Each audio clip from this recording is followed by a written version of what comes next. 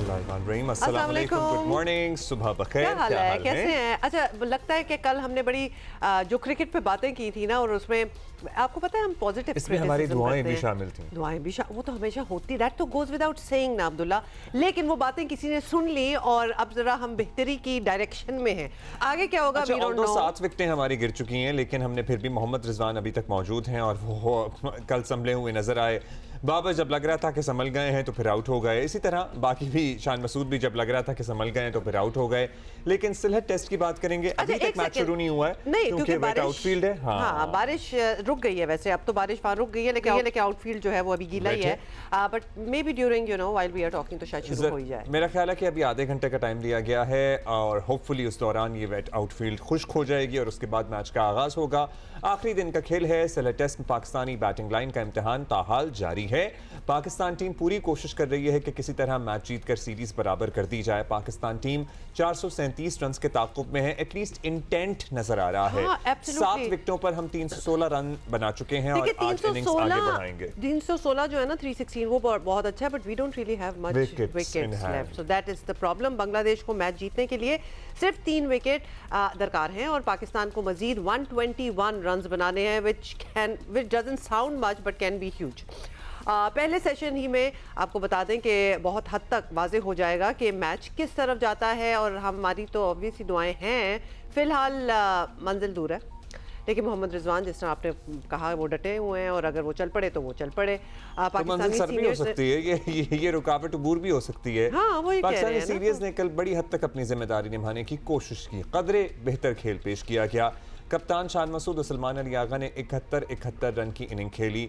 क्या ही बात है, वैसे तो मतलब आप कहेंगे कि कभी शुक्रगुजार नहीं होते, लेकिन अगर 100 हो जाते और हो सकते थे और हो जाते तो क्या ही बात अच्छा, थी। बाबर आजम जो है ना वो 47 रन बनाकर आउट हुए और ये कहना पड़ेगा कि टेस्ट के लिहाज से ज्यादा बड़ी इनिंग्स खेलने की। फॉर हिम वैसे हाँ, he should have really gone on, और खास तौर पर सेट होने के बाद तवक्को की जा रही थी कि शान मसूद और सलमान अली आगा जो हैं वो सेंचुरीज की तरफ जाएंगे, मगर ऐसा भी नहीं हुआ और यहाँ उन्हें जिम्मेदारी ऑब्वियसली दिखानी तो चाहिए थी। बहरहाल मोहम्मद रिजवान जो हैं वो अभी उन्होंने मामला संभाला हुआ है। और जब हमने देखा है कि जब इस पाए के जब खिलाड़ी, जब सीनियर खिलाड़ी जब 70-71 तक पहुंच जाते हैं तो फिर और in a test match then they somehow end up scoring a century। तो बांग्लादेश की एग्जांपल ही हमारे सामने है, मतलब we are actually playing with the example। इनके साथ रिजवान के साथ क्रीज पर मौजूद है बैटिंग कोच असद शफीक। समझते हैं कि पाकिस्तान हदफ तक पहुंच सकता है।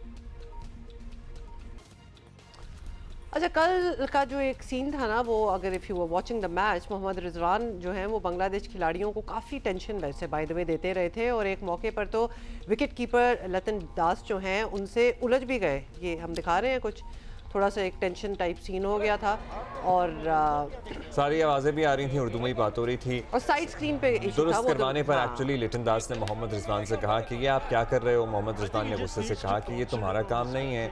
एम्पायर्स ने दोनों क्रिकेटर्स के दरमियान मामला सुलझाया। अगली गेंद रिजवान ने लाइन में आकर खेली तो लिटन दास ने कहा कि इसने आराम कर लिया, अब एक्टिंग शुरू हो जाएगी। अब कहा जा रहा है कि पहला सेशन बड़ी हद तक बता देगा कि मैच किस तरफ जा रहा है। सो ये अच्छा, आपको पता है ना कि ऑस्ट्रेलिया वगैरह इस किस्म की जो टीमें होती हैं फिर वो काफ़ी स्टेजिंग और काफ़ी कुछ करते हैं, दबाव में लाते हैं, तो कुछ थोड़ा सा इधर भी हमें ऐसा लगा कि वो रिजवान को थोड़ा सा, मतलब नॉट गोइंग एज फार, लेकिन थोड़ा सा उनको ज़रा टेंशन देने की कोशिश की जा रही थी। अच्छा जी, इसी पे ज़रा बात करते हैं। राशिद लतीफ़ साहब हमारे साथ मौजूद हैं, साबिक़ कप्तान। और कौन है हमारे साथ? सिकंदर हमारे साथ मौजूद हैं, टेस्ट क्रिकेटर। बहुत शुक्रिया आपका सिकंदर, बहुत शुक्रिया राशिद भाई।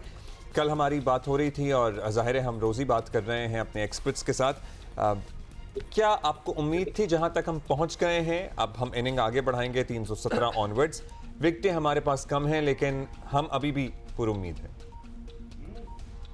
437 रन काफी मुश्किल हदफ होता है किसी भी क्रिकेट में, टेस्ट क्रिकेट में स्पेशली, और बना नहीं है आज तक, तो इस वजह से थोड़ी उम्मीदें कम थी। लेकिन कल जिस तरह से बैटिंग की और उनके पास खेलने को बहुत कुछ था, बांग्लादेश के कप्तान के पास, उनकी बॉलिंग के पास, उन्होंने अटैक रखा, रन बनते रहे, उन्होंने अटैक ही रखा। देखिए चौके, 2-2 चौके भी लगे एक ओवर में और 90 के स्ट्राइक रेट से बाबर आजम ने रन किए। तो इसमें जब माहौल बन जाता है इसमें आपको लंबी इनिंग्स करनी पड़ती है, आपको भले 200 मतलब कि 150 बॉल खेलते, 50 रन करते कि पूरा डे गुजारने की कोशिश करते। 2 दिन बाकी थे। जितने ज्यादा बल्ले से बॉल करेंगे, खेलेंगे, उतने ज्यादा चांसेस होते हैं आउट होने के टेस्ट क्रिकेट में। और शान मसूद ने शुरू में तेज खेले, अटैक किया हुआ था उनके ऊपर, और लेकिन बाद में उन्होंने अपनी इनको बिल्ड करने की कोशिश की। और 65 ओवर के बाद ऐसा लगा बांग्लादेश ने, उन्होंने कहा कि अब नई बॉल पे ही हम आउट करेंगे। वो जो 12 से 15 ओवर थे ना, उसमें काफी रन बने, जहाँ पे सलमान अली आगा और रिजवान बैटिंग कर रहे थे। उन्होंने अपने फास्ट बॉलर को बहुत ज्यादा बॉलिंग नहीं कराई। अगर तस्कीन के देखें 11 ओवर किए और 9 ओवर किए तस्कीन ने, 11 ओवर किए शरफुल ने और नाहिद ने 14 ओवर किए हुए। 31 से 32 ओवर कल फास्ट बॉलर ने किए। इसका मतलब है कि वो स्पिन पे चले गए थे, और वहां पे उन्होंने कहा कि अपने बॉलर्स को उस वक्त हम यूटिलाइज करेंगे जब जरूरत पड़ेगी। गुड कैप्टनसी स्ट्रेटेजी बांग्लादेश, क्योंकि रन बहुत ज्यादा थे। हाँ, और जहाँ पे 80 ओवर हो गए तो 45वें ओवर में आउट हुए थे शान मसूद, 81 या 82वें ओवर में आउट हुआ सलमान अली आगा। तो वो जिस प्लानिंग से, ऐसा लगता है अब कि जिस प्लानिंग से वो खेलना चाह रहे थे बांग्लादेश की, उनको विकेट लेनी थी रिजवान की या सलमान अली आ गए, वो लेने में कामयाब हो गए। फिर ओपन हो गया बांग्लादेश के लिए टेस्ट मैच। अगर आज बारिश नहीं होती है तो मेरे ख्याल से उनकी चांसेस बहुत ज्यादा है। अच्छा सिकंदर, अब कल जब हमने शो पे बात की थी और यही टारगेट 437 पे हम बात कर रहे थे, एंड ऑब्वियसली इतनी कोई खास उम्मीद नहीं थी, कंसिडरिंग कि हम पीछे देखते रहे हैं कि हमारी टीम क्या खेल रही थी। To reach 316 is quite a feat. हमें तो लग रहा था कि शायद यहाँ तक भी बड़ा मुश्किल हो जाएगा, और अभी जिस तरह राशिद भाई कह रहे हैं कि to actually get the target, beat the target, वो काफ़ी मुश्किल है, इट्स इम्पॉसिबल। देखें, हम सब उम्मीद से हैं और हमेशा ही होते कहते हैं ना कि कहते हैं ना कि वो देर आए दुरुस्त आए, तो कम से कम टीम लड़ी। मैं तो हमेशा ये कहता हूँ कि टीम लड़े। तो ये इतने अरसे के बाद देखें, 2 इनिंग्स में हम 50-50 ओवर में आउट हुए। अभी हम 70 ओवर खेल चुके। इस इनिंग में भी 42वें ओवर में जो है हमारे 3-4-5 लड़के आउट हो गए थे, जो इतनी अच्छी चीज नहीं। जो भी राशिद ने बोला है ना, उसके अंदर जब इस किस्म की सिचुएशन होती है तो कोशिश करें कि कम से कम शॉट्स हों, इसलिए कि हमने तो ड्रॉ के लिए जाना है। फिर भी मैं जरूर कहूंगा कि बहुत अरसे के बाद जाके पाकिस्तान की टीम लड़ते हुए नजर आई। अभी भी उम्मीद है, बारिश भी है तो कुछ भी हो सकता है, मगर जीतने का, जैसे राशिद ने बोला कि 400 रन होना, इसलिए कि भी वो जो उनके बॉलर्स थे वो फ्रेश अप होकर आएंगे, फास्ट बॉलर्स। और देखते हैं कि साजिद कितनी देर खड़ा होते हैं। साजिद हैं और उसके बाद नीचे हमारे 2 फास्ट बॉलर हैं।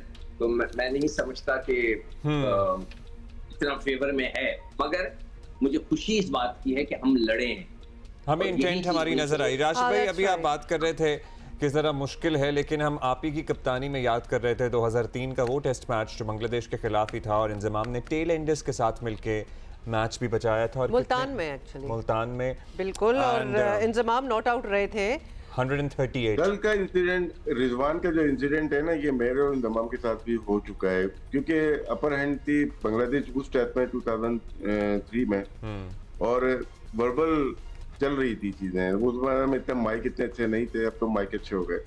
तो इंजमाम को देखिएगा, उस मैच को जिताने के बाद लाइफ में फर्स्ट टाइम उसका रिएक्शन आया। उसने अपना बल्ला भी घुमाया, अपने हाथ भी। उसका यही कहना था, यार ये टेस्ट मैच हमें जीतना बहुत जरूरी है। इंटेंट उसकी थी कि हारना नहीं है बांग्लादेश से, और वो मैच हम जीते। और उसके बाद इंजमाम का रिएक्शन बहुत ही जबरदस्त था। उन्होंने बड़ी सेंचुरी की, 24-25 सेंचुरी की है, लेकिन कभी भी ऐसा रिएक्शन इंजमाम का नजर नहीं आया। सेम चीज मैच देखते हुए रिजवान का जो इंसिडेंट हो रहा था, तो उसमें रिएक्ट नहीं, इंजमाम ने कोई रिएक्ट नहीं किया था उस मैच में, खामोश रहा था। ना बल्ले का इशारा, ना वर्बल एक्यूज, ना कुछ भी नहीं किया, सिर्फ अपने बल्ले से जवाब दिया था इंजमाम। तो रिजवान को नहीं करना चाहिए। मैं समझता हूँ कि इस एक्ट को वहां पे अपने बल्ले से जवाब दें। मैंने बहुत सारे प्लेयर देखे हैं जो बैट से जवाब देते हैं, जिसमें इंजमाम है। मगर हमें उम्मीद रखनी चाहिए कि जिस तरह इंजमाम ने टेल एंडर्स के साथ मिलकर ही बचा लिया था मैच। हाँ बिल्कुल। तो क्या रिजवान के पास ये मौका है? बल्कि सिकंदर आप बताएं कि अब ऑब्वियसली जो हो गया, ये जो बातचीत होती है ना, जिस तरह राशिद ने कहा कि आपको होल्ड करना चाहिए, ज्यादा इन्वॉल्व ना हो। जितना आप इन्वॉल्व होंगे उतने नर्व्स आपके खराब होंगे, राइट। वो खड़े होकर आप अगर उनको जवाब देने लगे तो इस तरह की चीजें होती रहती हैं। और जैसे ये कह रहे हैं ना, माइक्स बहुत लग गए हैं। हमारा जो कोच था है इस वक्त सरफराज, उसने जो है साउथ अफ्रीका में इसको कालू कह दिया था शायद, और उसके ऊपर उस पर फाइन वाइन भी हो गया। तो you have to be very careful कि आप क्या बात कर रहे हैं। माइक हर चीज को पकड़ लेता है, और इसमें आपस में जो है इस तरह वो जैसे वो कह रहे हैं ना, आप अपना बल्ले से जवाब दें। अगर आज जो है रिजवान वो बल्ले से जवाब दे देता है तो वो भी इसी तरह रिएक्ट करेगा, मगर अगर आप उससे कंटिन्यूसली बातें करेंगे तो ये अच्छी चीज नहीं है। मगर ये बहुत अच्छी चीज हुई है कि बांग्लादेश ने कि क्रिकेट बोर्ड ने उसको फाइन किया कि भाई आपने क्यों ऐसी बदतमीजी की, क्रिकेट के अंदर ऐसा चीजें होनी नहीं चाहिए, ये सारी कुछ है। मगर मेरा एक सवाल है इस वक्त रांची से भी मैं चाहूंगा मैं करूं कि भाई हम 8 पॉइंट्स यहाँ पे हमने लूज किए हैं, ठीक है, स्लो ओवर रेट पे, तो क्या क्रिकेट बोर्ड की तरफ से कोई रिएक्शन आया है, कोई कि भाई क्यों हुए, कोई इंक्वायरी हुई, किसी को पूछा गया कि हम इस वक्त 8वें नंबर पे आ गए? तो किसी ने अभी तक मैंने कोई चीज पढ़ी नहीं है। हो सकता है राशिद ने पढ़ी है, उसकी नजरों से गुजरी हो। This is indeed a matter of concern. अब ऐसा लग रहा है कि शायद मैच में सबकी तवज्जो है तो मैच के बाद प्रॉब्लम होगा। 17 लोग आपने बाहर बिठाए में, 17 लोग, किसी को कुछ पता ही नहीं चला, सब सो रहे थे, और हमारे 8 पॉइंट लूज करके हम 8वें नंबर पे आ गए हैं वेस्ट इंडीज के साथ खड़े हुए। तो ये भी चीज मुझे समझ में नहीं, अगर राशिद को पता है तो जरूर बताएं। मतलब बेसिकली आप कह रहे हैं कि इसकी इंक्वायरी होनी चाहिए। बिल्कुल इस पे एक्शन होना चाहिए। राशिद भाई नहीं, ऐसी कोई खबर आई नहीं है। सिक्कू भाई की बात ठीक है कि एक्शन ले रहे होंगे, इंटरनली इसको पूछा होगा, लेकिन हमारे यहाँ ये रीत रही है हमेशा से कि हम ओवर लेट होते हैं, कभी वनडे में, कभी T20 में, बहुत सारी जगह T20 में भी होता है। वहाँ तो मैच के दौरान ही फाइन हो जाता है कि अगर 2 ओवर पीछे हैं आप तो 5वां फील्डर भी दायरे में आ जाएगा, वो पनिशमेंट होती है। तो सेम चीज आपकी वनडे क्रिकेट में भी हो गई है। तो टेस्ट क्रिकेट में भी ICC को ऐसे ही करना चाहिए, पनिशमेंट होने चाहिए। बोर्ड अपने कप्तान को, अपने कोचिज को बिल्कुल करना यही चाहिए, क्योंकि हमारे पास कितने फास्ट बॉलर थे, 3 थे ना। ऑस्ट्रेलिया भी हमेशा 3 या वेस्ट इंडीज भी अपने 4 फास्ट बॉलर से खेलती भी है, कभी ओवर लेट नहीं होता। ओवर खत्म जब होता है वो ड्यूरेशन है, वो हम लोग जो हमने कैलकुलेट किया है 45 से 50 सेकंड लगा देते हैं। हर बॉल के बाद 45 से 50 सेकंड लगाएं तो पूरे मैच में तो 8 ओवर तो पीछे आप हो जाएंगे। वो दौरानिया आपको कम करना है ओवर चेंजिंग का।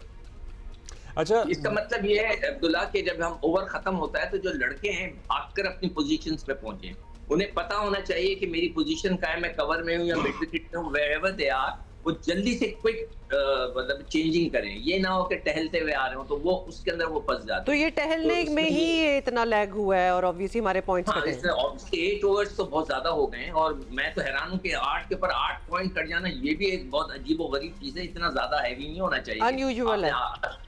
अच्छा, फ्रॉम दिस पॉइंट ऑनवर्ड्स क्या हमारी स्ट्रैटेजी होनी चाहिए? रिजवान को किस तरह, अब रिजवान ही है, जाहिर है हमारी उम्मीदों का मरकज़ है, मरकज़ निगाह भी हैं, वो अपने पुराना जो उनकी परफॉर्मेंस चल रही है उससे रिडेम्पशन का भी एक अच्छा मौका है। क्या उनकी स्ट्रैटेजी होनी चाहिए कि टेल एंडर्स ना फेस करें, यही संभल के खेलते रहें, आगे तक लेकर जाएं, कोशिश तो करें? बट ये हम क्यों ऐसे पॉइंट पे आते हैं जहाँ एक ही पे इतना ज्यादा प्रेशर आ जाता है कि बस तुम्हारे ही कांधों पे है कि तो आ ही गए हैं ना उस पॉइंट पे। जी देखिए, इसमें टेल किसी के साथ खेलने का एक फन होता है जो हर एक को 8 नहीं आता। अगर हम देखें, असद शफीक जो बयान दे रहे थे ना, वो खुद अगर होते तो हम बिलीव करते हैं कि दोनों एंड से वो खेलेंगे। उनकी नंबर 6 पे 10 सेंचुरियां हैं पाकिस्तान के लिए, वर्ल्ड रिकॉर्ड है। एक सिडनी टेस्ट था जहां 400 पाकिस्तान चेज कर रहे थे, ऑलमोस्ट वो चेज कर गए थे असद शफीक। तो हर कोई टेल के साथ, इवन सलमान अली आगा भी अच्छा खेलते हैं, पहली इनिंग में टेल के साथ अच्छा खेलते हैं। सेकेंड इनिंग में चेजिंग में टेल के साथ खेलना थोड़ा सा मुश्किल हो जाता है, क्योंकि कौन रन नहीं बनाएंगे। आपके पास 121 रन है, अगर दोनों एंड से खेलना है रन कब बनाएंगे आप? तो उसमें आपके पास दूसरा बैट्समैन आप रन करवाए भी जाते हैं। अब जैसे साजिद है, वो अच्छे हिटिंग कर सकते हैं, जहां उनको अलाउ किया जाए, रिजवान उनको अलाउ करे, जहां आपको रन मिलते हैं वो रन बनाए आप। अगर एक एंड से रन बनेंगे तो फिर मुश्किल हो जाएगा किसी वक्त भी रिजवान। अच्छा, साजिद ने पहली इनिंग में अच्छी बैटिंग की थी, साजिद ने पहली इनिंग में अच्छी बैटिंग की थी, तो फिर हसन अली को ऊपर क्यों भेजा? नहीं देखिए, इसमें जो है साजिद ने जो पिछली इनिंग में बैटिंग की है ना, वो छक्के मारे, एक ओवर में 3 छक्के मारे, फिर अगले ओवर में उनको इस चीज पे काबू रखना है कि वो रिजवान से पूछ कर खेलें। उनको इस वक्त चाहिए कि रिजवान उनका कप्तान है, जो वो कहे वो उसके हिसाब से करे। अगर रिजवान सेटल्ड हो जाता है और उसके रन बन रहे हैं तो वो उसको बोलेगा तुम खड़े रहो, बस आपका काम सिर्फ खड़े रहना है और सिंगल्स लेते रहो, डबल करते रहो, या बहुत ही अच्छी गेंद मिल जाए उसको मारो, अदरवाइज जस्ट स्टे देयर। उनका स्टे करना बहुत जरूरी है। असल रन जो है, हाँ अगर बहुत ही क्लोज आ जाएंगे तो फिर वो कुछ कर दें तो कर दें, मगर they have to stay at the pitch. Staying at the wicket is actually important. That is जी इसमें क्या है कि रिजवान के लिए ना फील्ड खोल देंगे, वो चांस होगा साजिद के जैसे पहली इनिंग में उसकी फील्ड ऊपर होगी, साजिद को आउट करने जाएंगे, रिजवान को वो 1 रन देना चाहेंगे और यहाँ पे ना साजिद से चांस लेंगे। अगर 30-35 साजिद कर देता है तो आप 100 से कम आ जाते हो, प्रेशर जाएगा दूसरी टीम पे फील्डिंग साइड पे कि उनको अटैक करना है या डिफेंस करना है। नहीं मेरे हिसाब से तो वो ये भी वैसे एक स्ट्रैटेजी हो सकती है। 2 लड़के पीछे ले लें तो साजिद जो है मारने की तो कोशिश करेगा, वो चांस कुछ नहीं है। नहीं तो राशिद भाई साजिद को ये मारने की कोशिश करनी चाहिए या बस नहीं रिजवान जैसे कह रहे हैं रन्स पे जाना चाहिए, रन्स पे जाना चाहिए, आपके ख्याल में रन्स पे जाना चाहिए? और वैसे भी मतलब टेस्ट मैच का एक और टेम्परामेंट होता है। अगर आपने जिस तरह पिछली इनिंग में साजिद ने 3-4 छक्के मार दिए थे, अगर वो इस तरह एकदम से 3-4 छक्के अगर लग जाते हैं और आउट नहीं होता तो रन्स कम हो जाएंगे ना। जब रन्स कम होने लगेंगे तो दूसरा कप्तान घबराने लगेगा कि रन्स कम होते जा रहे हैं, तो ये फैक्टर। और इसी में अगर वो आउट हो जाए तो अगर मैं तो आउट भी हो सकते हैं ये वो तो हमेशा ही चांस रहता है, चांस तो लेना पड़ेगा ना। अच्छा हमारे पास एक अपडेट भी है regarding Pakistan Australia one day series जो कि 30 मई से स्टार्ट होनी है। उसमें फ़खर जमान और साइम अयूब जो हैं वो इंजरीज के बायस सिलेक्शन के लिए दस्तयाब नहीं होंगे। फिलहाल वो रिहैब के थ्रू गुजर रहे हैं to recover from their injuries. Rashid भाई कितना इम्पैक्ट होगा इसका? ये अनफिट किधर होगा? देखिए ना PSL हमारा डोमेस्टिक सीजन है, उसके अंदर आपका फिटनेस टेस्ट नहीं हुआ तो वहां पे सारे फिट कैसे हो गए और बगैर खेले अभी अनफिट कैसे हो गए कि डोमेस्टिक आने वाली है। तो ये PCB को दौरा मेयार नहीं रखना चाहिए। इसमें क्या है कि जो PSL होना चाहिए उसमें सख्त आपके फिटनेस टेस्ट होने चाहिए, वही प्लेयर खेले। जैसे अभी ग्रेड 2 चल रही है फर्स्ट क्लास, उसमें फिटनेस टेस्ट पास करेगा वही खेलेगा ना।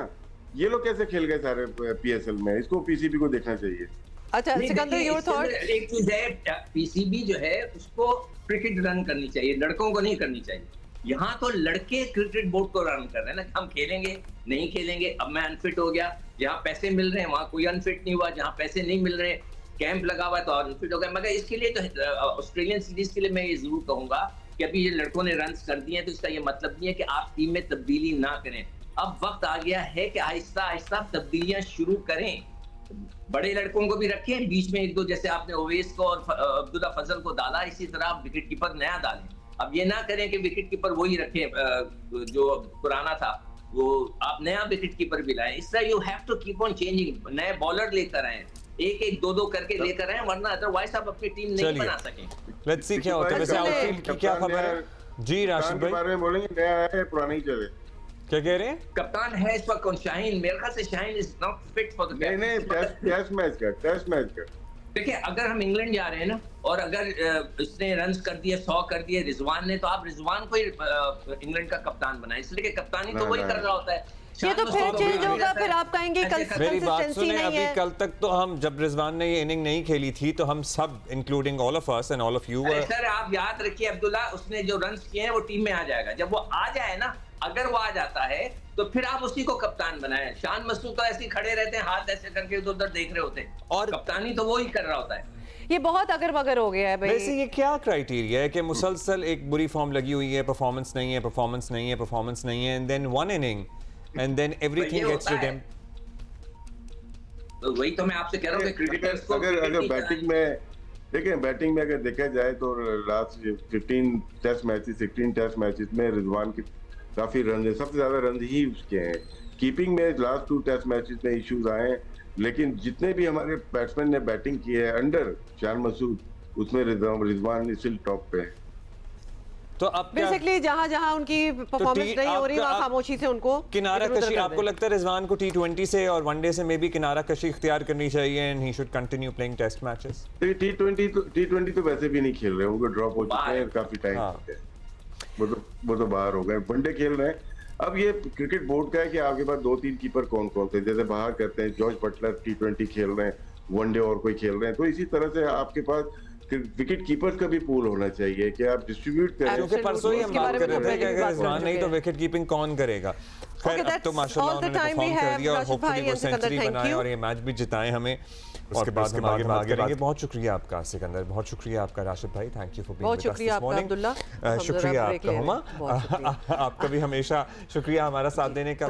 बहुत अहम फैसला, बहुत सोशल मीडिया इन्फ्लुएंसर सना यूसुफ के कातिल को सजाए मौत सुना दी गई और फैसले को हर तबके में सराहा जा रहा है। सोशल मीडिया सारिफीन अदालती फैसले को इंसाफ की जीत करार दे रहे हैं। और डेफिनेटली मतलब इतनी जल्दी एक तो फैसला आ जाना ये भी बहुत बड़ी बात है। और अदालत ने डकैती और घर में घुसने के जराइम में मजमूई तौर पर मुजरिम उमर हयात को 21 साल कैद की सज़ा सुना दी है। और फैसला जो है वो जज अफजल मजोका ने सुनाया। सना यूसुफ को 2 जून, आपको याद ही होगा पिछले साल की बात है, 2025 को मुलजिम ने इस्लामाबाद में सना यूसुफ के घर में घुसकर गोलियां मारकर कत्ल कर दिया था। अच्छी बात यह है कि उसकी पहली बरसी से पहले ये फैसला आ गया है। हाँ। सना यूसुफ के वालिदैन ने फैसले पर इत्मीनान का इजहार किया। वो खुश हो गए, पाकिस्तान की अदालत से हमें इंसाफ मिल गए, बस हमें यही खुशी है। आगे भी मतलब मुझे उम्मीद है इसी तरफ आप लोग भी हमारे साथ देंगे। मैं मीडिया का बहुत शुक्रगुजार हूँ। और ये जो फैसला आया है ये फैसला सिर्फ मेरे ज़ात तक नहीं है, ये सिर्फ ये पूरे मुआशरे के लिए फैसला मिला है। पूरे मुआशरे में इस तरह के जो क्रिमिनल जो लोग हैं आज तक, तो ये उनको जो सबक है कि अगर इस तरह कोई काम करे तो इसका अंजाम इसी तरह मिल सकता है। पता है इन वालिदैन को दोनों हाथों से सलूट और सलाम है, क्योंकि वालिदैन जो इस तरह अपनी जवान औलाद को किसी हादसे के सबब खोते हैं ना, वो बस जिंदा होते हैं लेकिन पता नहीं होते भी नहीं हैं। Parents are so young as well. और मतलब 17 साल की तो ये बच्ची थी। हमारे यहाँ ना अदालती निज़ाम में बाय द वे केसेस का फैसला आने में बरसों लग जाते हैं, लेकिन जिस तरह सना यूसुफ के कत्ल में पुलिस और प्रोसिक्यूशन ने काम किया है उसकी तारीफ एब्सोल्युटली बनती है। अच्छा जी, लेट्स टॉक अबाउट इट। हमारे साथ हैं अरफा फिरोज की हमारे साथ मौजूद है। साथ ही अरफा, जाहिर है जो शवाहिद थे मीडिया के सामने तो थे, लेकिन जब अदालती कार्रवाइयों में बात जाती है तो कुछ का कुछ हो जाता है। यहाँ अब चूंकि फैसला आ गया है तो क्या हम ये कह सकते हैं कि ओपन एंड शट केस था, क्योंकि तासुर तो यही मिल रहा था इब्तिदा ही से, और अगर था तो किस तरह आगे बढ़ा और फिर फैसला आया? देखिए, इसमें कोई शक नहीं है कि ये ओपन एंड शट केस था, क्योंकि इसमें शवाहिद जो थे, एविडेंस जो था और जो एतराफी बयान मजिस्ट्रेट के सामने मुलजिम का था, फिर उसके बाद प्रोसिक्यूशन ने जिस तरह से इस केस को हैंडल किया, जो मुद्दई मुकदमा जो वालदा खुद थी फरजाना यूसुफ, सना यूसुफ की जो वालदा थी, उनकी तरफ से बयान रिकॉर्ड कराना अदालत में, तो जिस तरह से ट्रायल चल रहा था एक इसमें जरूर दाद देनी चाहिए इस्लामाबाद जो हाई कोर्ट को भी, जिन्होंने डायरेक्शन दिया था कि मॉडल कोर्ट बनाई गई थी अफजल मजोका की अदालत को कि डे टू डे इस केस को चलाया गया और 8 माह में इस ट्रायल को जो मुकम्मल किया गया, तो ये वाकई वन ऑफ इट्स काइंड है। और इसमें बिल्कुल कहीं भी किसी भी मोड़ पर ऐसा नहीं लगा कि कोई भी जो केस है वो किसी ना किसी तरह जो वो मुलजिम के हक में जा रहे हैं। तमाम बातें, तमाम शवाहिद जो भी फॉरेंसिक रिपोर्ट थी, कमरा जो था सना यूसुफ का, वहां से फिंगरप्रिंट लेना, फिर जो आला कत्ल था उसका एक एविडेंस आना, फिर साथ में जो बयानात थे कलमबंद किए गए गवाहान के, वो तमाम के तमाम जो वो मुलजिम के अगेंस्ट ही जा रहे थे। और ट्रायल जो है वो बिल्कुल हतमी जो मराइल में जिस तरह से ये दाखिल हुआ था उसमें कहीं भी ऐसा नहीं हुआ कि मिनिमम जो है वो कहीं ना कहीं जो है वो रिलैक्सेशन जो मिल सकती है मुलजिम। अच्छा अरफा ही जो है वो जी बिल्कुल, अब ये बताएं कि ऑब्वियसली मुलजिम has the right to appeal as well, और अभी ये सेंटेंस जो है इसको कंफर्म भी होना है इस्लामाबाद हाई कोर्ट से, तो हम क्या एक्सपेक्ट कर सकते हैं? लेकिन मुलजिम के पास इख्तियार है कि वो सेशन कोर्ट में पहले अपील कर सकता है, उसके बाद हाई कोर्ट और फिर सुप्रीम कोर्ट, और सुप्रीम कोर्ट में भी नजरसानी जो वो हो सकती है। लेकिन ये फिलहाल ट्रायल कोर्ट का जो फैसला है वो एक स्ट्रॉन्ग नौयत का है, क्योंकि कहीं भी आपका अगर चैलेंज करता भी है मुलजिम तो उसको कहीं ना कहीं कोई पॉइंट चाहिए होता है कि अपने आप को प्रूव कर सके, अपने आप को इनोसेंट जो प्रूव कर सके। लेकिन जिस तरह से ये तफसीली फैसला भी लिखा गया है और जिस तरह से डे टू डे ये सुना गया है, जो शवाहिद है इसमें कहीं लगता नहीं है कि कहीं भी रिलीफ कोई मिल सकता है मुलजिम को। मुलजिम का हक तो है, वो सेशन कोर्ट में अपील कर भी सकता है 30 डेज के अंदर, उसके पास इख्तियार हो, वो मुमकिन तौर पर जो वो करेगा भी। लेकिन फिलहाल ट्रायल कोर्ट का जो फैसला है वो बहुत स्ट्रॉन्ग है और ऐसा लगता नहीं है कि ये कहीं ना कहीं ओवरटर्न। और अरफा, इस बात की भी कोई स्टैंडिंग हो सकती है, क्योंकि पहले तो मैजिस्ट्रेट के सामने इसने सब कुछ कन्फेस कर ही दिया था मुलजिम ने, और फिर वो मुकर गया, उसने कहा उसको तो फॉल्सली इम्प्लीकेट किया गया है। Not that it mattered in the judgment, लेकिन आगे जाके मतलब इस तरह अपना बिल्कुल ही बयान बदल देना। सेहत जुर्म से जो इनकार करते हैं, हम समझना आपसे चाहते हैं तो उसकी क्या हैसियत होती है? और अदरवाइज क्या सपोर्टिंग एविडेंसेस थे इस केस में? सीसीटीवी फुटेज तक तो थी, मतलब कार रेंट की हुई थी, चीज थी evidence, car rent, CCTV footage और फिंगरप्रिंट्स, फॉरेंसिक, वो सब कुछ जो वो मुल्जिम के अगेंस्ट थी। मजिस्ट्रेट के सामने जो एतराफी बयान था वो बहुत ज्यादा इंपॉर्टेंट होता है क्योंकि मजिस्ट्रेट का जो एक एज ए गवाह वो भी अदालत के सामने पेश होता है और उसका तफसीली फैसला में जो जिक्र भी किया हुआ है, काफी स्ट्रॉन्ग पॉइंट उसका बनाया हुआ है कि मजिस्ट्रेट के सामने इसने एतराफ किया हुआ है। ये एक आगे जाकर जो हातमी दलाइल जब चल रहे थे तो 342 का बयान था, उसमें मुल्जिम का जो होता है वो उसमें उसने एतराफ नहीं किया, उसने इनकार कर दिया कि मैं तो इस जगह पर गया ही नहीं, मैं तो रास्ता ही नहीं था, लेकिन उसको आपने प्रूफ भी करना होता है। वो जाहिर सी बात है वकील की तरफ से इनके टैक्टिक्स होते हैं, ताखीरी हरबे इस्तेमाल करना होते हैं, लेकिन आप अगर कुछ कह रहे हो, अपना 364 का बयान अगर रिकॉर्ड करा रहे हो तो आपको उसके साथ एविडेंस भी देना होता है। जो मुल्जिम होता है वो अपने शवाहिद भी जो वो सामने लाता है, अपने गवाहान को भी जो सामने लाता है, लेकिन उमर हयात ने ना तो कोई इसका एविडेंस सामने लाया है जो उसको सपोर्ट कर सके, ना ही कोई उसके सामने साथ जो कोई गवाह सामने आ सके कर सके। तो इसी वजह से बिल्कुल ये thank you Arfa for the detail. और ये डिलेइंग टैक्टिक्स ही लगते हैं, मतलब जो एडमिट कर चुके हैं, everything points towards him doing it. हम आपको लिटरली टीवी पे भी दिखा रहे हैं कि सीसीटीवी उसके घर से आना जाना बाहर उसका दिखा रहे हैं। सो बेचारा बहुत ही डेस्परेट मेजर्स होंगे उसके के। हम तमाम सोशल मीडिया पे जो हमारे बच्चे स्टार्स हैं, जो एक्टिव हैं, चाहे टिकटॉकर्स हों, चाहे और प्लेटफॉर्म्स इस्तेमाल कर रहे हैं, हमारे बच्चे और बच्चियाँ, अगर आपको कोई हिरास कर रहा है, अगर आपको कोई धमकियां दे रहा है, अगर आपको कोई अप्रोच कर रहा है और आप उसको मना करने के बावजूद वो आवाज़ नहीं आ रहा, प्लीज़ फौरी तौर पर पुलिस को रिपोर्ट करें। अपने वालिदैन को एतमाद में लें, अपने दोस्तों को बताएं, अपने बड़ों को बताएं, and also be cautious and take care of yourself. Not just that, वो भी तो अभी सुन रहे होंगे ना हमें जो हरास करते हैं, गेट ओवर इट। मतलब अगर कोई अटेंशन आपको आगे से नहीं मिल रही तो मूव ऑन। मतलब इतना अपनी अना का मसला बनाने की क्या जरूरत है? No means no. Life is not a Bollywood film जिसमें आपको लगे कि हाँ ये जो इनकार है इसमें कहीं इकरार छुपा हुआ है। नहीं, और पेरेंट्स को भी चाहिए अब्दुल्ला साथ के अपने बच्चों को ही है। और ये पर्टिकुलरली हमें अपने छोटे जो बच्चे हैं ना, लड़के, उनमें वालिदैन को ये इनकलकेट करने की जरूरत है कि बेटा when somebody you're trying to be friends with is not interested, then you should not bother them क्या anymore. बात है कि अगर ये कुछ समझा दे और कोई समझ जाए। अच्छा जी, अब ज़रा बात कर लें कि अमेरिका और ईरान के दरमियान ना मामला जो हैं वो जूं के तू हैं, बिल्कुल वही खड़े हैं जहाँ थे। कोई फरीक बज़ाहिर लचक दिखाने को तैयार नहीं है और अमरीकी सदर के बयानात ऐसे आ रहे हैं कि उनसे कोई भी नतीजा अखज़ करना मुश्किल है। डोनाल्ड ट्रंप का कल बयान सामने आया कि वो पीर को ईरान पर हमला करने से सिर्फ 1 घंटा दूर थे। मतलब आपको पता है ना, फिर इतने एक्सट्रीम स्टेटमेंट पहले आते नहीं और फिर ये आते हैं। पहुंच गई है। और सऊदी अरब, कतर और UAE और दीगर ममालिक की दरख्वास्त पर हमला जो है वो उन्होंने थोड़ी देर के लिए रोक दिया और इन ममालिक का कहना था कि फौरी हमला ना करें। संजीदा मुज़ाकरात हो रहे हैं और सहाफ़ियों से गुफ्तगू में अमरीकी सदर ने यह भी कहा कि शायद ईरान पर दोबारा हमला करना पड़े। मतलब he is like all over the place. जुमे हफ्ते या फिर अगले हफ्ते ईरान पर हमला कर सकते हैं, या फिर होपफुली उन्होंने कहा कि ना कभी करना पड़े। सो साथ साथ ये भी कहते हैं कि ईरान को एक बड़ा धचका देना होगा। बहुत कुछ कहते हैं, सुन लीजिए। ईरान पर हमला मौखर करने के बाद अमरीकी सदर ट्रंप ने जंगी मंसूबों पर इजलास से खिताब किया। अमरीकी मीडिया के मुताबिक ट्रंप ने व्हाइट हाउस में कौमी सलामती टीम के साथ हंगामी मीटिंग की है। इजलास में अमरीकी नायब सदर, वज़ीर ख़ारिजा, वज़ीर दिफ़ा और दीगर फौजी हुक्काम शरीक हुए। इजलास में ईरान जंग की सूरत हाल से मुताल्लिक मुख्तलिफ ऑप्शंस पर गौर भी किया गया। अच्छा, let's talk to doctor Maleeha Lodhi साहिबा, क्योंकि हमें तो समझ आ रही कि where this thing is going और बिल्कुल एक स्टेलमेट सा ही लग रहा है। ऑल्दो बैकडोर चैनल जो है वो खुला हुआ है और मुज़ाकरात भी चल रहे हैं। डॉक्टर साहिबा, ट्रंप का ये बताना कि अमेरिका हमला करने ही वाला था लेकिन कुछ ममालिक के कहने पर रोक दिया, ये तो तस्दीक करता है कि अमेरिका की तैयारी जो है वो बिल्कुल पूरी है, उनकी इंटेंशन है, वो किसी दिन भी कुछ भी कर सकते हैं। तो उधर ईरान भी बता रहा है कि वो अभी जवाब देने का क्या प्लान है उनका, और वो कहते हैं कि इस बार जो हम जवाबी फायर करेंगे वो भी बहुत ज़्यादा एक प्रिसाइज होगा। तो ये देखते हुए क्या कहा जा सकता है कि दोबारा जंग का खतरा बढ़ रहा है?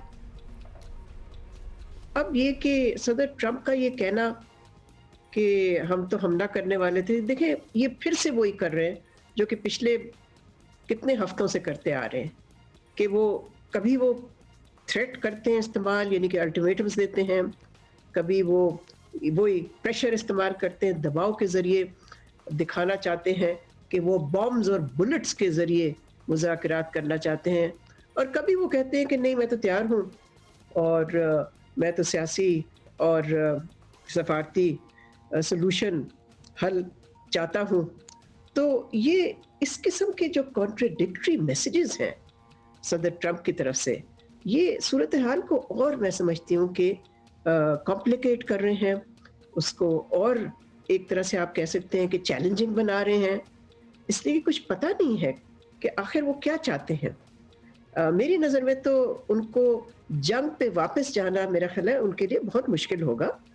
उन पे अंदरूनी दबाव है, मुआशी भी, सियासी भी, और वैसे भी फिर से हमला करके वो क्या हासिल करेंगे जो पहले नहीं हासिल कर सके। देखिए, ट्रंप की ये तवक्को कि बस उनके इस कहने से कि जी हम हमला करने वाले हैं या कर चुके होते अगर हमें रोका ना जाता, और अगर आप डील नहीं करेंगे तो मैं करवा दूंगा फिर से हमला, ये अगर उनका ख्याल है कि इससे ईरान जो है वो कैपिचुलेट कर जाएगा और ईरान सरेंडर कर जाएगा, तो ये तो ना हुआ पहले और ना अब भी होगा। अच्छा डॉक्टर साहब, पाकिस्तान तो अपनी सी कोशिश कर रहा है, लेकिन अमेरिका को मनाना कोई आसान काम नहीं है। बुनियादी वजह तो यही है कि अमेरिका ने जंग शुरू तो की, लेकिन इसके असरात से वो खुद बराह रास्त मुतासर नहीं हो रहा। कहीं ना कहीं महंगाई अफेक्ट कर रही होगी अमरीकी कंज्यूमर को, लेकिन फिर भी जो हमारा हाल है, जो खत्ते के दीगर मुल्कों का हाल है, जो ये UAE वगैरह का हाल है, वो तो नहीं है अमरीका का हाल। तो फिर कौन है जो अमरीका को मना सकता है? चीन, रूस, किसी से उम्मीद रखें? देखिए, अमेरिका का कोई नहीं मनवा सकता, अमेरिका को सिर्फ अमेरिका ही मनवा सकता है। मैं समझती हूँ कि जो इस वक्त जिसका जिक्र मैंने पहले भी किया, सदर ट्रंप पे, जो कि मेरा ख्याल है काफ़ी एक तरह से आप कह लें कि डेस्परेशन भी दिखा रहे हैं, उन पे जो डोमेस्टिक प्रेशर है, जो दबाव है, वो बढ़ता जा रहा है। और उनको मालूम है कि कुछ महीनों बाद मिड टर्म कांग्रेशनल इलेक्शंस हैं, जिनमें ये कहा जा रहा है कि उनकी पार्टी को बहुत बड़ा सेटबैक हो सकता है और वो हाउस ऑफ रिप्रेजेंटेटिव्स जो है वो हार सकते हैं उसको। तो ये तो बहुत ही बड़ा धचका लगेगा फिर उनकी इंतज़ामिया को। तो एक तरफ से तो ये सियासी प्रेशर है, दूसरी तरफ से देखिए मुआशी प्रेशर भी बढ़ रहा है। इस वक्त रिपोर्ट्स के मुताबिक 60 बिलियन के करीब जो है, डॉलर्स के करीब जो फ्यूल कॉस्ट हैं, एडिशनल कॉस्ट हैं, वो अमेरिका उसको फेस कर रहा है। तो इस तरह से तो फिर देखें फ्यूल और गैस की जो कीमतें हैं वो चढ़ती जाएंगी। अमेरिका में अब इन्फ्लेशन भी बढ़ता जा रहा है, अभी इतना ज़्यादा नहीं बढ़ा, लेकिन अगर ये जंग तवील चलती है या ये सफारती स्टेलमेट जो है, सफारती डेडलॉक जो है, वो भी प्रोलॉन्ग करता है। डॉक्टर साहब, एंड ऑफ कोर्स मतलब प्रेसिडेंट ट्रंप की अपनी मकबूलियत जो है मुल्क में वो भी काफी कम हो रही है, और कांग्रेस पे कम हो रहा है, तो वो इंटरनल उनकी जो पॉलिटिक्स है that can also impact his decision making. Thank you so much doctor साहिबा फॉर बीइंग विद अस। अच्छा, सिंध में ना एक के बाद एक दिल खराश वाकया पेश आ रहा है, और कहीं जिरगों के हुक्म पर कत्ल हो रहे हैं, और कहीं नाम नेहात गैरत के नाम पर पूरे गाँव जो है वो जलाए जा रहे हैं। पिछले हफ्ते से हम ये बातें कर रहे हैं, खवातीन को अपने ही रिश्तेदारों के हाथों कत्ल किया जा रहा है। बच्चियां खुद प्रेस कॉन्फ्रेंस करके अपने साथ होने वाली दरिंदगी पर आंसू बहा रही हैं, मगर हैरान कुन हद तक सिंध में पीपल्स पार्टी की आला क़यादत जो है इस पर उस तरह नहीं बोल रही जिस तरह बोलना चाहिए। खवातीन के मामले पर पीपल्स पार्टी की रिवायती हसासियत पहले की तरह दिखाई नहीं दे रही, and that is very concerning. Actually कल मीरपुर खास के गाँव अबू बकर जुनेजों से अगवा की गई 3 लड़कियां बाजियाब कराई गई। लड़कियों को मुखालिफ बिरादरी के पुलिस एहलकार के घर से बाजियाब कराया गया। एक तो ये मुखालिफ बिरादरियाँ जो होती हैं ना, जो इनमें फड्डे होते हैं, इनमें कौन पिसरी होती है, दोनों अतराफ़ की बच्चियाँ, औरतें। 2 माह पहले एक लड़की ने पसंद की शादी की थी, जिसमें मुबैना तौर पर लड़की के घर वालों ने लड़के की 3 रिश्तेदार लड़कियों को अगवा कर रखा था।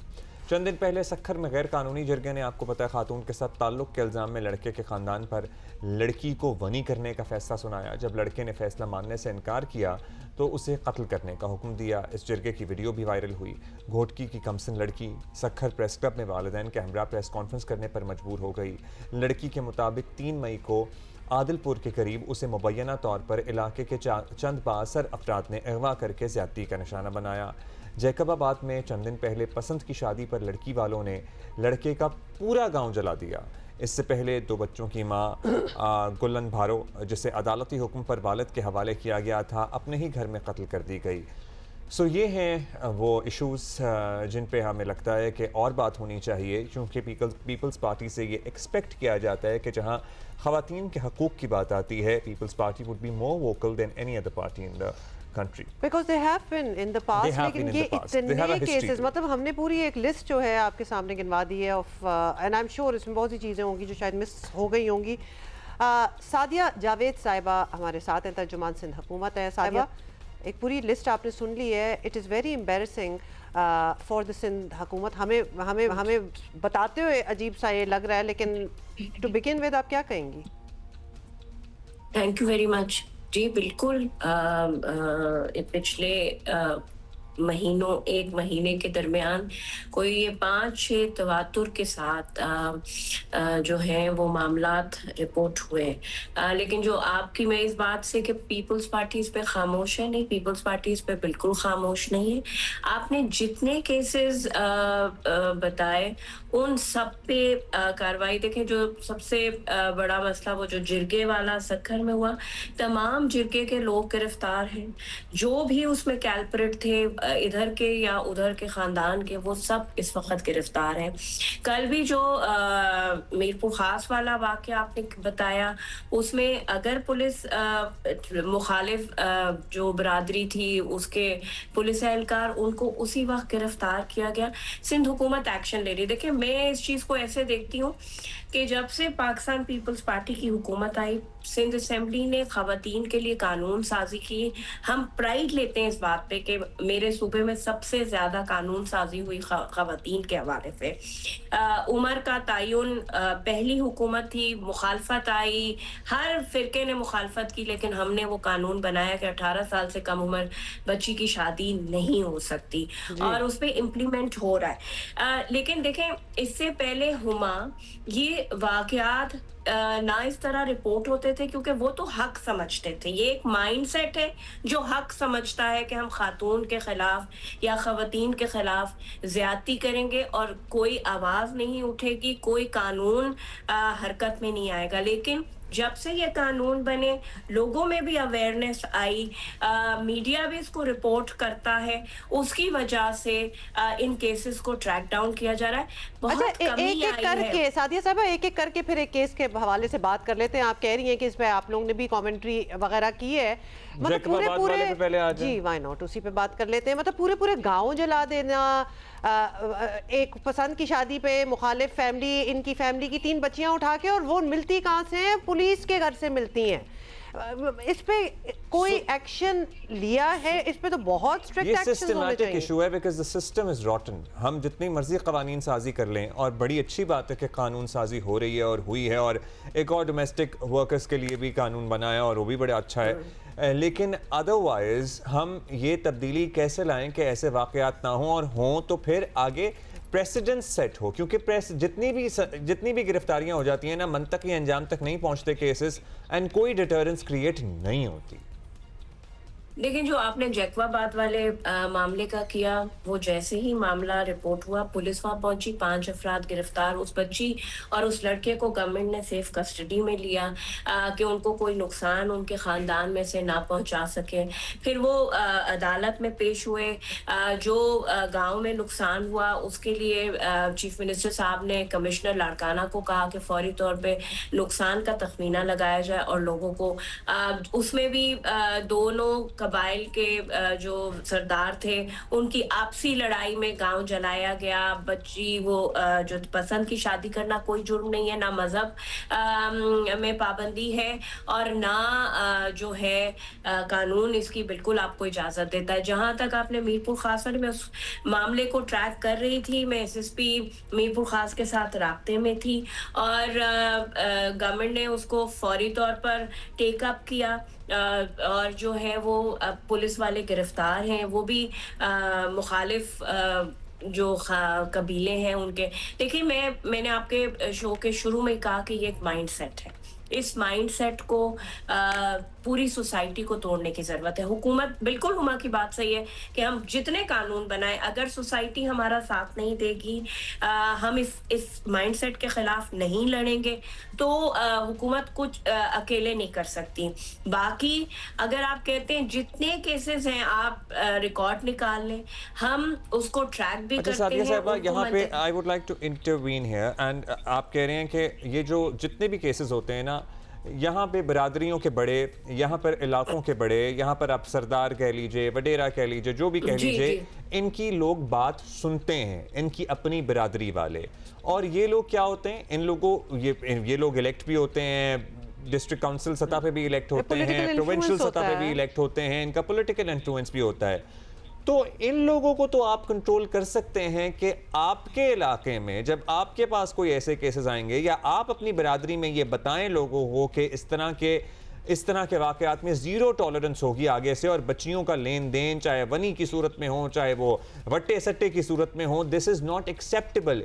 ये वही लोग हैं जो हमारे ऐवानों में बैठे हैं, जो इन इलाकों के बड़े हैं। एग्जांपल सादिया साहिबा आप ही बता दें, मीरपुर खास में 3 बच्चियां अबडक्ट होके एक पुलिस वाले के घर से ही बाजियाब होती हैं, मिलती हैं, तो वहाँ के जो बैठे हुए ऊपर लोग हैं, MNAs हैं, MPAs हैं, उनको एक्शन तो लेना चाहिए ना, उनको कुछ करना चाहिए कि हमारे इलाके में, हमारी डिस्ट्रिक्ट्स में ये कैसे हो सकता है, क्योंकि इनके लोग इनकी बातें मानते हैं। जी देखें, मीरपुर खास की अगर मैं बात करूं तो मीरपुर खास में जो कल्चर मिनिस्टर है जुल्फ़िकार शाह साहब, क्योंकि ये उनकी कॉन्स्टिट्यूंसी में मामला फॉल करता है और उन्होंने इसमें बहुत कलीदी किरदार अदा किया है, क्योंकि जो दूसरे जो लोग इन बच्चियों को उठा के ले गए थे वो मुखालिफ पार्टी से थे, लेकिन फिर भी जुल्फ़िकार शाह साहब को मैं क्रेडिट दूंगी कि उसने पूरा इस मामले में जो है वो किरदार अदा किया। उन लोगों से, वो भले उसके मुखालिफ थे, लेकिन उनसे बात की, इन बच्चियों को बाजियाब कराया, उन पुलिस वालों को गिरफ्तार करवाया। हुकूमत नोटिस लेती है, ये देखें, वो अक्सर लोग कहते हैं कि जी आप लोग नोटिस ले लेते हैं उसके बाद होता कुछ नहीं है।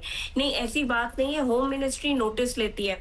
हुमा 2-3 वाकयात ऐसे हैं, क्योंकि रिपोर्ट नहीं लोग करते गवर्नमेंट को, 2-3 वाकयात ऐसे हैं, जाहिर सी बात है हर चीज को वो मीडिया पे हाईलाइट भी नहीं किया जा सकता। उन खानदानों की मोहल्ले वालों ने इत्तला दी है और गवर्नमेंट ने उन लोगों के खिलाफ एक्शन किया है और उन बच्चियों को सेफ कस्टडी में लिया। क्या हो सकता है? तो एक मिनट, अब इसमें क्या हो सकता है? 15 की तरह कोई और जेंडर बेस्ड वायलेंस के सिलसिले में कोई और हेल्पलाइन आ सकती है? वैसे तो कभी इस तरह के और अलग अलग नंबर होते हैं, मुश्किल होते हैं, या फिर उसी हेल्पलाइन पे आपको पता है कि अगर कोई लड़की ऐसी रिपोर्ट कर रही है तो वो आगे कनेक्ट करेगी खवातीन? क्या हो सकता है, क्या होगा ऑप्शन? नहीं अब्दुल्ला, ऑलरेडी सिंध में हेल्पलाइन काम कर रही है under the women development ministry. 1094 उसका नंबर है और वो 24 घंटे the line is active, and जैसे ही हमें कोई भी रिपोर्ट होता है, विमेन मिनिस्ट्री जो है वो एक्टिव होती है, होम मिनिस्ट्री के साथ वो कनेक्टेड है, उस इलाके के पुलिस को इत्तला दी जाती है और फौरी कार्रवाई होती है। साहब, ये 1094 के तो आपको पोस्टर छपा के हर डिस्ट्रिक्ट काउंसिल में लगवाने चाहिए। यहाँ तो आपको गांव गोट लगवाने चाहिए कि बच्चियों को, और अपनी मकामी जुबानों में लगवाने चाहिए ताकि लोगों को आगाही हो इस। और सादिया साहिबा, अभी आप ये कह रही थी ना, साथ ही आप जवाब दे दीजिएगा कि बहुत से जो केसेस हैं वो रिपोर्ट नहीं होते, क्योंकि जो केसेस रिपोर्ट होते हैं उनका कोई एंड में कोई डिसीजन मेकिंग निकलती नहीं है जो कि इतनी पॉजिटिव हो, इतनी इंकरेजिंग हो कि बाकी जो रिपोर्ट नहीं कर रहे थे वो सामने आए। ये एक रीजनिंग है। नहीं, ये ऐसी बात नहीं। देखें, एक तो पहली बात ये कि जब कोई मामला कोर्ट में जाता है, जाहिर सी बात है गवर्नमेंट कोर्ट जो भी फैसला देता है, अब जैसे आपने जैकबाबाद वाली बात की, तो देखें फैमिली बजिद है कि वो लड़की 14 साल की है और वो लड़की बजिद है कि मैं 20 साल की हूँ, मैं बालिग हूँ, मैं शादी कर सकती हूँ। अब वो जाहिर सी बात है कि हम मामला कोर्ट में लेके गए हैं कि कोर्ट इसका तयन करे कि वो लड़की की उम्र क्या है।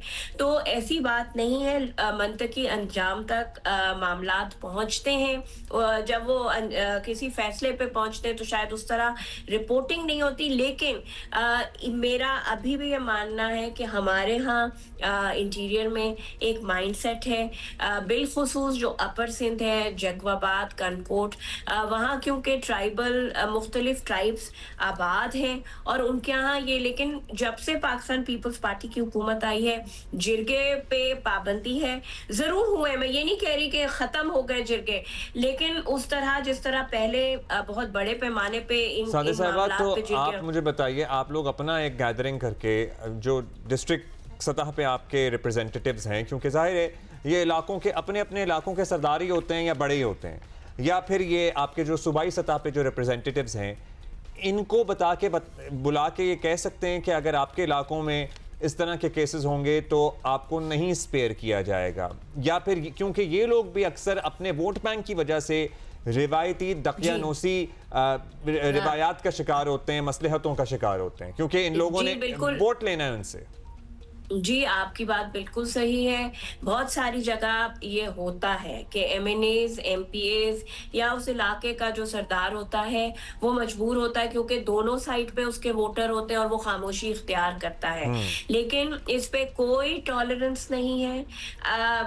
हर MNA, MPA को ये बात, क्योंकि रिपोर्टिंग अचानक एकदम से बढ़ गई, इस बात पर पाकिस्तान पीपल्स पार्टी की MPA मैडम फरियाल तालपुर साहिबा ने तमाम MNAs, MPAs को इस बात पे वो किया है कि अगर आपके इलाके में रिपोर्ट होगा तो आपकी जिम्मेदारी है।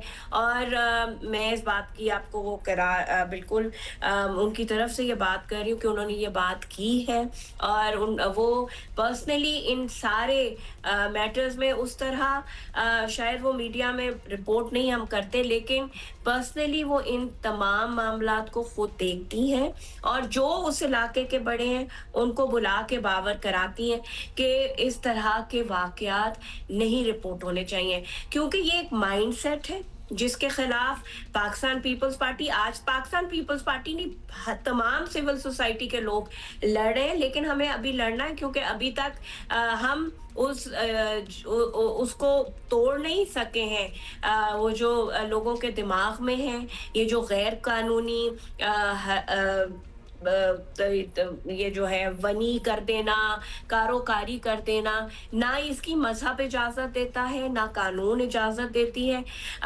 हमें जो है वो मिलकर सोसाइटी को सादिया साहब, चलिए ठीक है, and we totally get with you, ये बड़ा मुश्किल है माइंडसेट को तोड़ना। हाउएवर मुश्किल काम है और काम भी आप ही लोगों को करना है जब तक सजाएं नहीं होंगी। मतलब वहां बैठे लोग कैसे ये सोच सकते हैं कि हम ये कर लें, yes, because they get away with it. ये हिम्मत सिर्फ तब आती है जब उनको पता है कुछ नहीं होने वाला, कर लो जो करना है। इतना ड्राना ख्वाब बन जाए किसी औरत का, इस तरह सोच ना सके, किसी फैसले में इस्तेमाल करना कि आगे से कुछ सोच ना सके। हाँ, that's the only way to go about it. हाँ, बिल्कुल आपकी बात सही है कि प्रेसिडेंट सेट होने चाहिए, और मैं आपके प्रोग्राम के तवज्जुह से ये बात यकीन दहानी कराऊंगी कि जो ये वाकयात रिपोर्ट हुए, स्पेशली जो जैकवाबाद में हादसा पेश आया या ये जो अभी मीरपुर खास में, ये प्रेसिडेंट सेट किए जाएंगे कि लोग डरें। कानून मौजूद है, उसकी इम्प्लीमेंटेशन हो रही है, लेकिन उसको सख्ती से इम्प्लीमेंट किया जाए ताकि लोगों में खौफ आए, जो लोग ये करते हैं या करने का सोचते हैं, और खातून को प्रोटेक्ट किया जाए।